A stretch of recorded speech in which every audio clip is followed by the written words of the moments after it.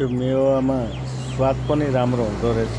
अलिकति बर्खा लागेको कारणले अलिकति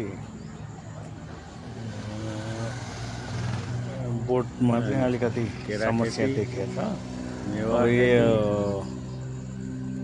अलि राम्रोसँग चाहिँ हामीलाई चाहिँ मलजल र यसलाई चाहिँ खाली जग्गाहरू माटोको उर्वरा शक्ति प्रदान गर्नुपर्ने देखिन्छ।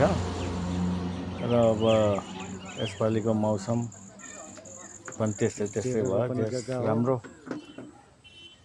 उन्नति हुने छाँटकाँट चाहिँ देखिएको छ। यो चाहिँ मण्डन देवपुर नगरपालिका वडा नम्बर 7 गुवाहाटी मा चाहिँ यो नमुना मेवा खेती हो। केरा त हाम्रो यसै उसै केरा छँदैछ। यो प्लस मेवा खेती हो। यसमा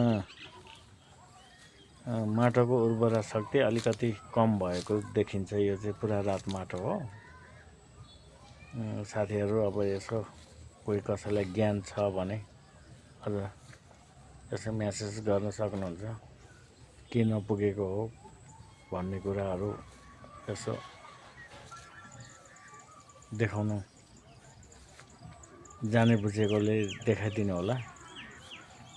अब ठाउँ-ठाउँमा बोटहरू एक दुईवटा मरेका पनि छन्, तर फल चाहिँ एकदम मिठो स्वादिलो छ।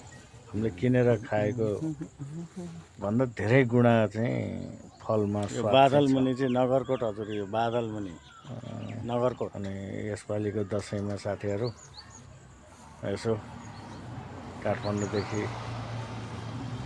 गाउँमा जाँदा यसो लिएको सिन हो। हजुरहरूलाई कस्तो लाग्छ? यो चाहिँ मासतिर जाने हाम्रो ठाडो बाटो हो, बाटोतिर। अनि पारिपट्टि देखिएको जुन डाँडो नगरकोटको डाँडो पर्छ,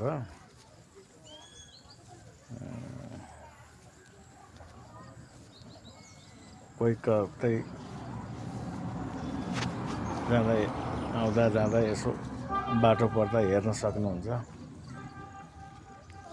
ल, ह्याप्पी